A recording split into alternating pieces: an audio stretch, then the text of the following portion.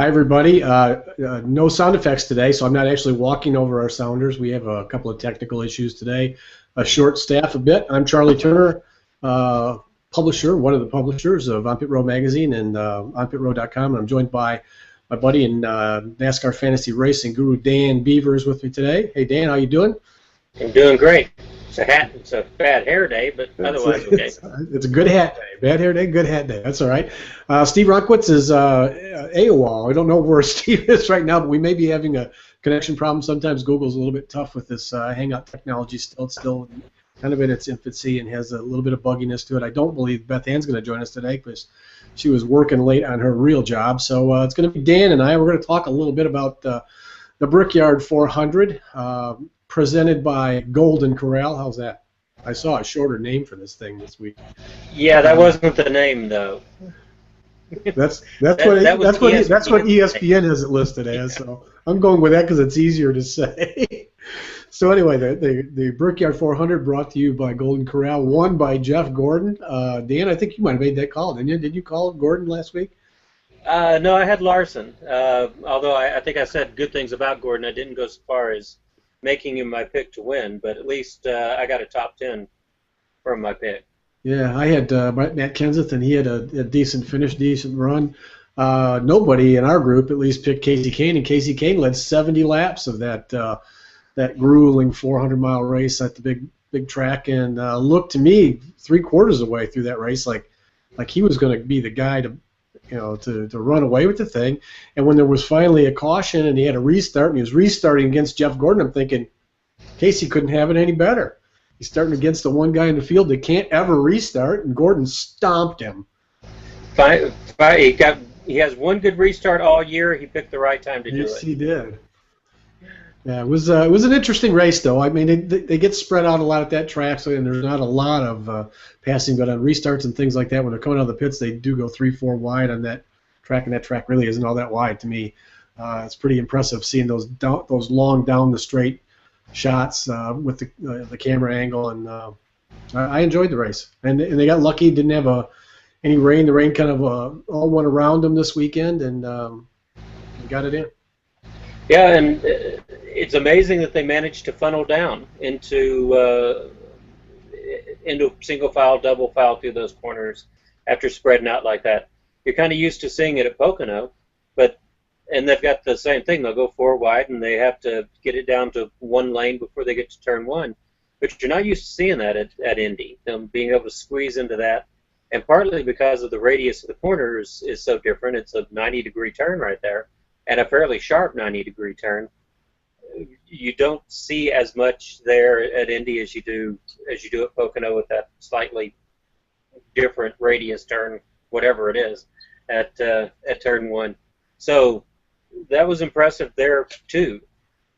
Then the strategies that everybody had to employ, or that everybody did employ, it kept you guessing for the entire race as to exactly what was going to come out on top, who was going to come out on top, who's going to have the right strategy and the fastest car. You really didn't know who was going to win it until those final 15, 16 laps. Then I was waiting for another caution to come out, and I didn't think Gordon could do 2 in a row. And it looks like we have Beth Ann. Hey, yeah, Beth Ann joined us. That's good. Steve, we don't know where Steve is, Beth. So it's the Three Musketeers today. So we've just been talking a little bit about, started the show off talking a bit about, of course, the big race for the past week, which was the Brickyard 400, won by Jeff Gordon. It's a bit of a shame that Steve isn't here, so we can't hear him whine about Gordon winning a race and hear him rooting for the fact that maybe this will be Gordon's ticket to get his championship so he can finally retire. We'll just do all that stuff for you, Steve. What did you think of the race? I mean, I know you picked. Who did you pick to win last week? You picked Tony Stewart, I think. Yeah, I picked Tony Stewart, but I was really rooting for Casey. I wanted to see Casey win a race, so it didn't happen, but oh well. Well, he looked like he was capable, and he has had better runs the last weeks. Dan, you see enough there where you think Kane's likely to win a race before the chase gets started? I think this is another good opportunity for him. He hasn't been particularly strong on the flat tracks so far this year, but last year he did pass Gordon on a late race restart, so it was kind of turnabout's fair play at Indy, and considering that's how Kane got his last victory, and his last victory was in this race last year, the Pocono, Pennsylvania 400. So he's got some momentum on his side now. This is probably a relatively good chance for him to win. I don't know that I would handicap him right at the top. I don't know that I'd predict the win, but I wouldn't be surprised if it happens. Yeah, it seems to me like the one thing I thought that was kind of odd watching the race Sunday and watching the drama kind of play out over those last 50 laps or so was Mr. Hendricks up on Jeff Gordon's box, and is competing with his other driver, Casey Kane, and Casey's the only driver in his stable who doesn't have a win. You'd think if he was going to be on anybody's box, he would have been down on the 5 pit box trying to coax them in. I thought maybe he might be whispering in that crew chief's ears, like, I'll slip you $100,000 if you slow down, let Casey win this thing. But didn't work out that way. I think my speculation seems more and more on target. That's going to be Chase Elliott's ride in 2016. Well, that's Steve says he's going to be there somewhere.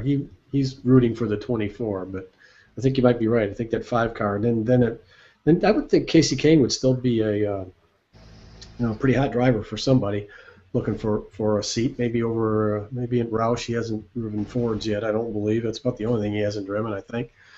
He will, but Hendrick has made those kinds of calls before. Kyle Busch was in the Hendrick stable and was not doing all that badly, but Rick had to make some room, so he did. So I'm not sure that that's the only consideration. I think Rick's got a really great propensity for looking far down the road, and if that means Elliott is better than Kane in 2018, 2019, and forward, I think he'd make that call. Well, I think he probably – the other thing that I think Rick Hendrick does is he looks at these drivers as franchises, even though franchising is a taboo word in NASCAR. But, Jeff Gordon was a franchise driver. He's been at 24, has been, big time ever since he's signed with Hendrick. They got a little bit lucky, I think, with Jimmy Johnson when they recruited him and scouted him and brought him out from basically nowhere, and he's done nothing but win 6 championships and oodles of races. And then he falls into getting Dale Earnhardt Jr., the most popular driver in NASCAR. In that 3rd car, it's been the 4th car that's been the one that's been kind of out there, in limbo a bit. Never been able to really hook that one guy. He's had great drivers in that car at times. You mentioned Kyle Busch. I think Casey Kane's certainly a really good driver, but if you could stick a Chase Elliott in that car, I think he might have his 4th franchise driver there, for as long as Gordon sticks around at least. Yeah, and Gordon's not going to stick around forever, so pretty soon, in the next 5 years, I think we're going to be talking about Jeff Gordon retiring and then one more ride opening up. But I just don't think it's going to happen right now. I don't think Gordon's ready to go after only one more year of racing, given what he's going through right now. Beth, I know you're a big fan of Casey Kane. How would you feel if Mr. Hendrick made that change, if he moved your driver Casey out for the young gun Chase Elliott? I mean, it's pretty hard to argue with it, I think. Well, yeah. I mean, it looks like Chase Elliott's going to be pretty hot here really fast. And, well, Casey might do better in a place, where he's more of a star, with fewer other hot drivers to compete with. So he might be better off if he is with a different owner. Hey, the other thing, that since we're talking about what ifs and nobody knows what's going to happen in 2 years, that could coincide with the window when Kurt Busch finally blows up at Stewart-Haas. And I could see Casey Kane down there with those other open-wheel drivers in that crazy team down there at Stewart-Haas. It could. And Beth's comment's a good segue into one of the other big stories from last week, which was the final announcement that Carl Edwards isn't going to be returning to Roush Fenway Racing in 2015, which everybody pretty much always knew. But you look back at what Kevin Harvick and Matt Kenseth did in what was supposed to be their lame duck seasons, and that could be good for Edwards. Once they've moved, Kenseth, obviously, change was great for him. Change was great for Logano. Change was great for Harvick. So if Kane ends up someplace else in 2016, then the chances are good that the change is going to be good for him, and that it's going to be good for Edwards next year when he lands at Joe Gibbs Racing, if that's where he's going indeed. So yeah, if I haven't, unless I missed something, the thing that surprised me about the official announcement that Carl's not going to be with Roush anymore was that it was not accompanied by "Here's where I'm going" announcement. Is there any doubt that he's going to end up at Joe Gibbs Racing? I don't think so. That's what everybody believes is happening. They've all but said it, and the way they've denied or refused to talk about it, they've got the timing to coincide with something. It'll make sense to us probably when they actually make the announcement. Sponsor announcement, most likely, I would guess. Most likely. Yeah. But I think there was a bigger story in Jack Roush making the announcement that he did when he did that could not bode well for Edwards for the rest of the year. Edwards has been pretty upfront about what struggles he's facing at Roush Fenway. Jack Roush making the announcement moments before one of the biggest races of the year seems to suggest that he might have a little bit of an axe to grind with Edwards leaving, and that might not be such a happy place to be for these last 16 races. Yeah, I mean, Roush seems very capable of having that kind of attitude. I mean, I don't know. He's smart enough to know what the impact. Yeah. He's smart enough to know what the impact would be, and he did not make that decision without that impact being part of the decision process. So the fact that he did it when he did it, I think means, it's not just sunshine and roses in that team right at the moment. Yeah, in a way, making that announcement that way and with that attitude, it kind of damages the sponsors that are on that 99 car. So you have to wonder if maybe those sponsors are going along with him, and that just hasn't been announced yet at this point. Well, quickly they announced then that Fastenal would be the primary sponsor for Ricky Stenhouse Jr. I think they tried to ameliorate the problem somewhat there. But then we don't know about the other sponsors. Subway, haven't heard anything about them. I think it could be a strong likelihood that Carl Edwards' strong relationship with Subway means he takes it with him. Yeah, he's pretty heavily branded with Subway. I would say there's a good shot that happens there. I thought another big story this weekend came believe it or not, in the Nationwide Series race on Saturday at Indianapolis Motor Speedway. Ty Dillon got his first Nationwide Series win, and it was a righteous. Not that every win isn't a righteous win. I don't want to have Steve jumping down my throat from somewhere, but it was a righteous win. He had, the class of the Nationwide Series on his ass for that whole race. Kyle Busch was right on his tail, so any slip up at all, he knows he's going to get passed. He never let Kyle really get close enough to where Kyle could affect his car at all. I thought the kid did a great job driving that car and proved something to me that maybe he's got what it takes to be in the next series. It'll be fun to watch him at Atlanta here in a couple of weeks, which is supposed to be his first start. Interesting track, kind of a tricky track because I only go there once a year, and it's a little bit different than the other cookie cutters. So, yeah, it'll be nice. I like these. If you know you're going to bring somebody up to Cup, I love seeing them in for these one-off races here and there, just so we get a little taste of what they can do before we really have to start handicapping them. Yeah, there was a time. I don't know. I don't know what you'd call it. I was skeptical about that Richard Childress Racing team bringing up both of his grandsons. Kind of moving a couple of veteran guys out. Looked like maybe nepotism was involved at least a bit. Although I'm a grandfather, I can't blame him at all. But these two guys. I mean, Austin Dillon's done more than I thought he would do his first full year in Cup. I've been impressed with him. Nothing spectacular, but he's been consistent. He's run competitively. He's done well in the Rookie of the Year chase. If it wasn't for Kyle Larson, he would be probably the rookie of the year this year. And now Ty looks like he's taken every step and not had a misstep moving up the ladder. That was pretty impressive. I don't want to make a bigger story out of it than it was, but he won a big race on a big racetrack with really good competition on his tail, because there were several Cup drivers in that Nationwide Series race this week. Yeah, and whatever issues there are at Richard Childress Racing, the drivers aren't affecting it. Dylan wasn't affecting it. I think they're getting as much out of the equipment as they can. Paul Menard stepping up to the plate and having a better season than he's had quite a bit in the past.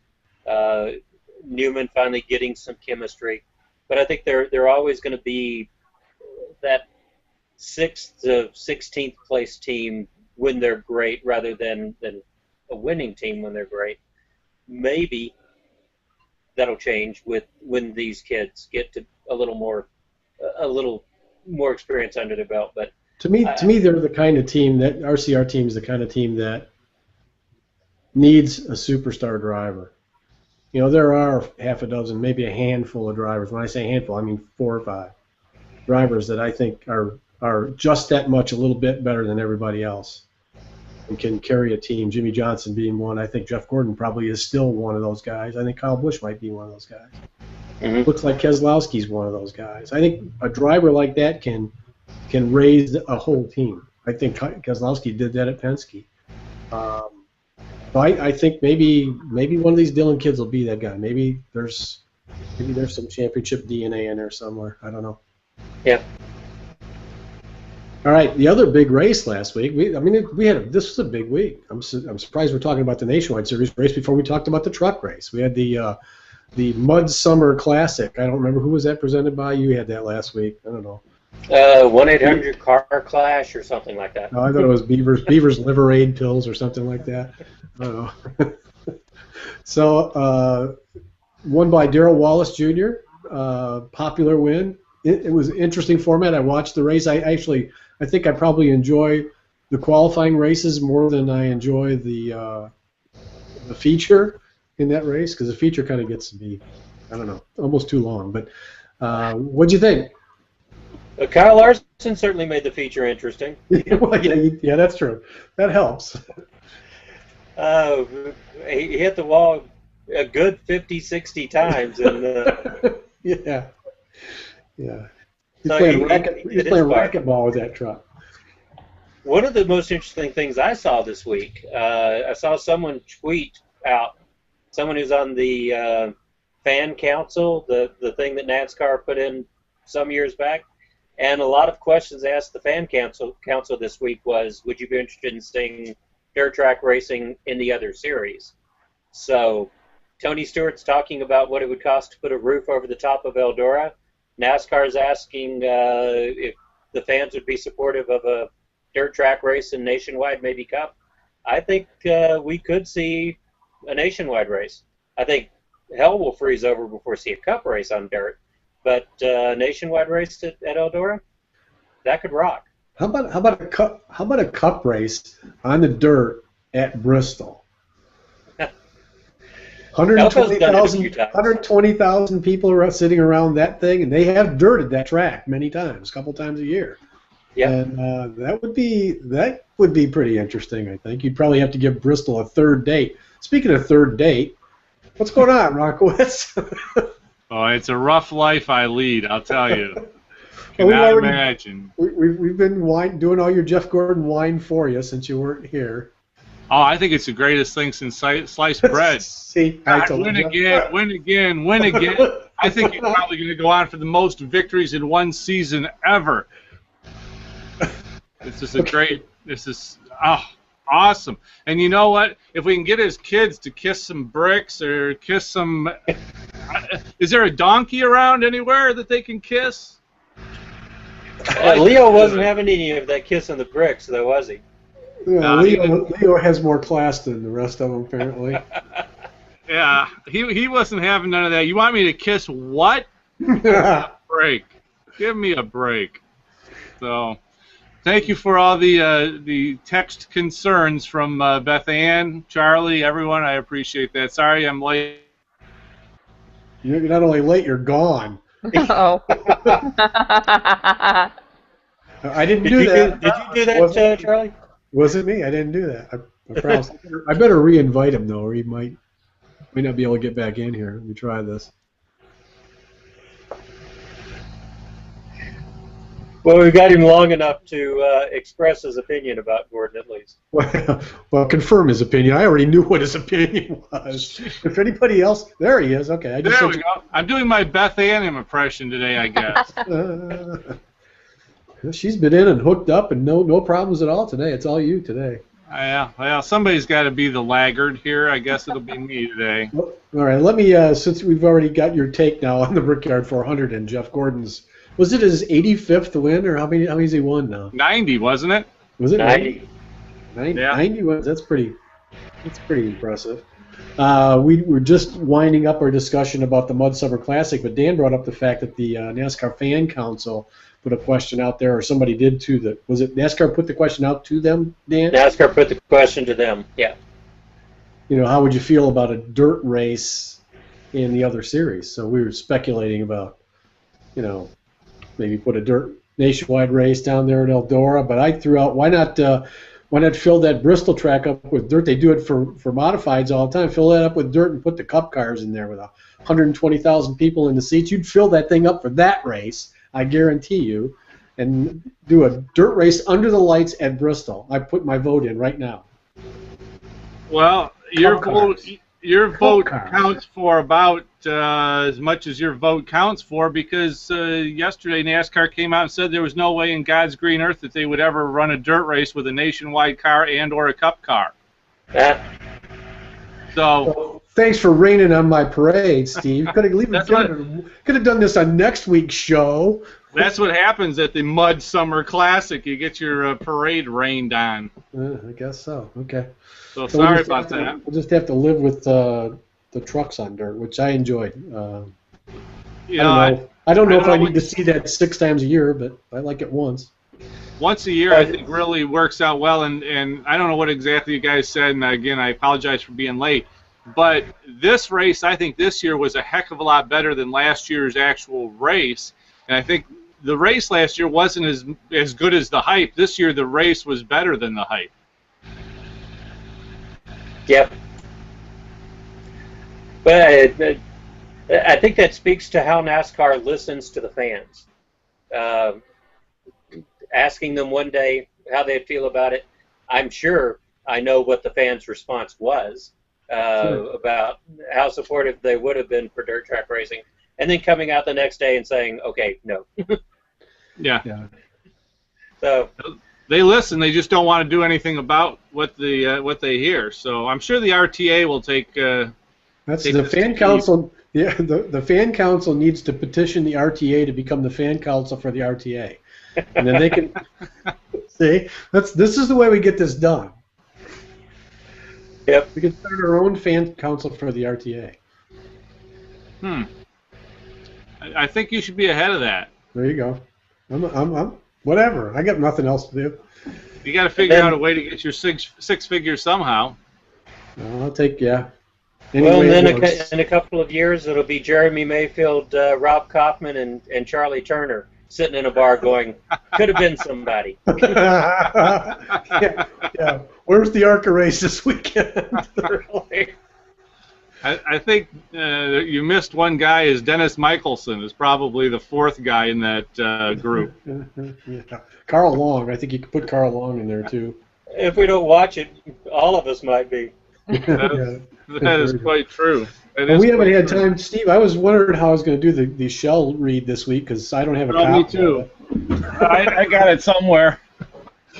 I did put a question. I did put a question out since we were like the halfway mark, and Ty Dillon got his big win at the Nationwide Series race in Indy. So I put the question out there: who's your favorite young gun in NASCAR today? You know, we talked a little bit last week about. Remember when they had they first came out with the Gillette Young Gun promotion, and Jeff Gordon and Ryan Newman and Tony Stewart, all those guys were young guns then. Bobby Labonte, I think, was even a young gun. Not so much anymore. So we got a new slate of young guns coming in, and that was the question. There were several pretty interesting comments there. Makes for the interesting question. If they're the best comment, they get what? Well, for the best comment, if you submit the Shell Saver Card comment of the day, you take home a $50 Shell gift card. Anytime Joey Logano, who is a medium gun driver of the 22 Shell Pennzoil Ford Fusion, wins the 2014 points race, Shell Saver Card holders will save 22 cents per gallon on any grade of Shell nitrogen-rich gasoline or Shell diesel just by using that Shell Saver Card the Wednesday after the race. Offer valid up to 25 gallons. Visit shell.us/Wednesday for details. Now, I was going to say, the question becomes, who becomes the sponsor of the Graybeard group? If you add the Young Guns, who then becomes a sponsor for the Graybeards?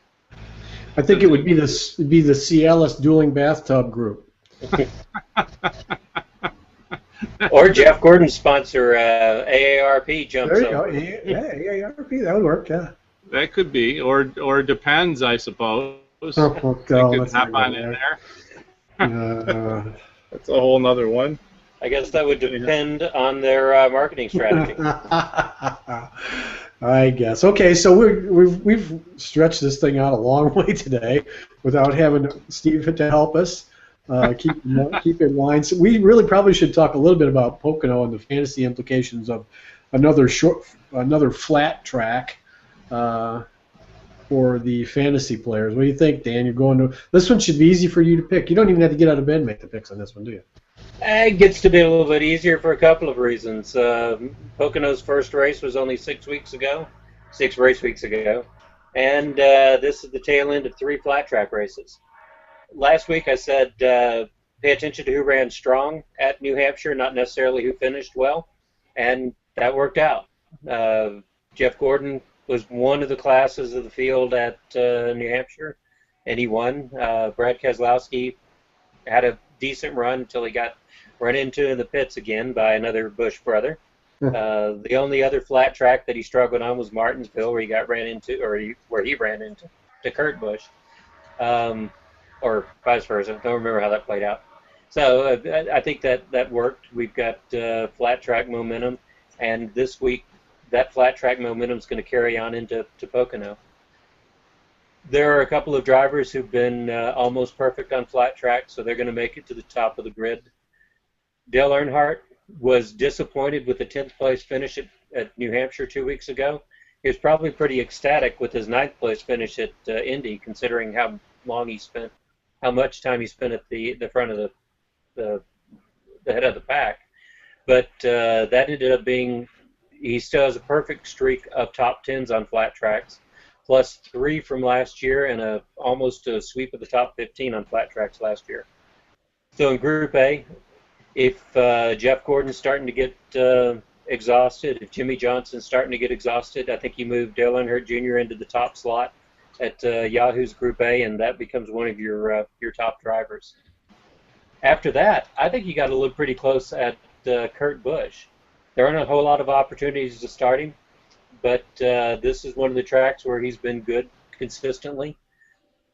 If he stays out of trouble, and it's a lot easier to stay out of trouble on a 2.5 mile course like Pocono than it is on some other courses, he's got a 3-race top 10 streak to his credit, and last year he recorded that top 10 streak with a single car team.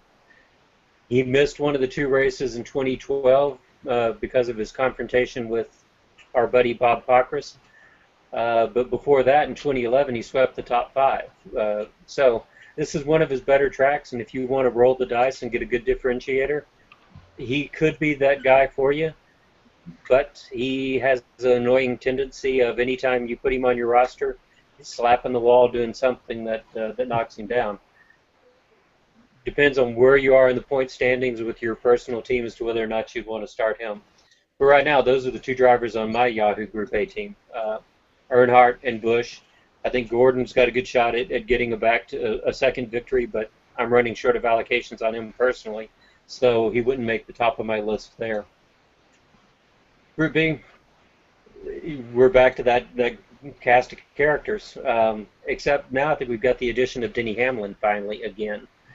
He's struggled all year, struggled at the beginning of the year on flat tracks, struggled all year last year after returning from his injury, but with a 4th at Pocono, an 8th at New Hampshire, and a 3rd at Indy, He's finally getting his minimally banked mojo back, and I think that bodes well. Time to probably start him this week. One of the things that I think is the most impressive about Hamlin during the last 2 weeks, is that he had to radically change his strategy on the fly both times. He was going to stretch his fuel mileage at New Hampshire until the green-white checker came out, but he ducked in and got fuel, salvaged that top 10 finish. Last week he was on a fuel mileage strategy again, but circumstances kept him from utilizing it, and he changed his strategies and got a third-place finish.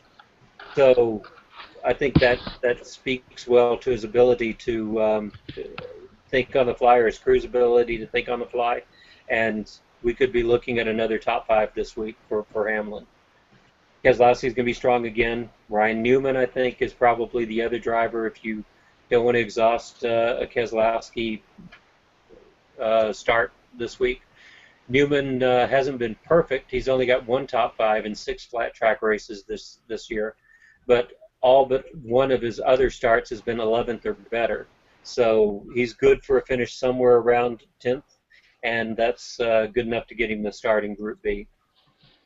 Tony Stewart wasted an opportunity last week. This could be the time that he comes back and gets some redemption for not getting his top 10 last week. You jump down to Group C, and this is not the week to there aren't any interlopers, so it's not the week to roll the dice and look for someone other than Larson or Dillon. Take your pick. Larson's been better consistently on flat tracks all season than Austin Dillon. I think Dillon beat him once at Martinsville on this track type. Larson's got 3 top 5s or top 10s in the last 3 flat track races. So he's the driver that it certainly should be handicapped higher. But I think with top 15s in most of the races, Dillon's closing the gap, and they're going to be close enough together that the decision to start either Larson or Dillon this week is going to come down to allocation management. Short of that, Justin Allgaier has consistent 20-something finishes. That's where he's going to finish again. But if you don't want to use up a Larson, Dillon allocation in Yahoo, Allgaier is going to be your next bet. All right. There's the advice from the expert. And so we'll find out how well we were all listening now as we make our own picks for this week. I'll go first this week and show you that I don't listen to anything. I did listen to the first part of our show, though, and I just have a hunch that Casey Kane's going to get a win before the chase starts, and I think this is the week he gets it. So I'm going with young Casey in the number 5 car. Beth Ann, who you got? I'm going with Casey Kane as well. So. Well, I feel better about my pick. Dan, who are you going to take? Jeff Gordon doubles down. I think Jeff Gordon wins. All right. And Steve, I know you're probably going to double down on Jeff Gordon too, right? Wow, this is tough. Now, and I was gonna go Keselowski, and I just not getting the feel for it.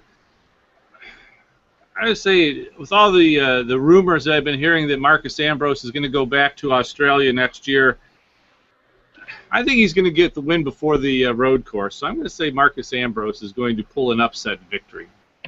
Wow, that's the upset special of the week, I think there. But I hope you're wrong about him going back to Australia. I like the color that he adds to the series, but I don't think he's had the success that he wanted when he came over here for sure. No, and he had said that he didn't really plan on being here as long as he has been. So I thought I think he said that he thought he'd come here, win some races, win a fair amount of races, and then go home. And it's looking like he's just going to come here and then go home. Yeah. And be known for shutting off his car going uphill at Sonoma. Yep. So, all right, that's it for this week. Do we have sound effects to go out, Steve? Because I had to make the vroom sound myself. We will know in a moment. We will know in a moment. All right, so that's it this week. Thanks to my cohorts in bench racing history, Beth Ann Heisler. Beth Ann, thanks. Dan Beaver out in Texas. Steve-O, wherever he is this week, I don't know. He landed somewhere in the mid-show. And me. We'll be back next week again when we hang out, live hangout for NASCAR on Pit Row.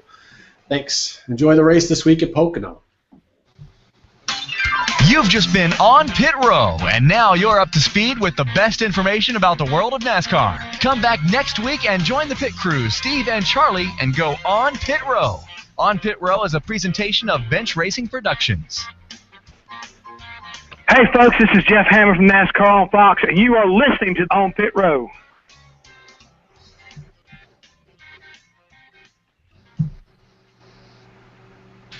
This is On Pit Row. On Pit Row.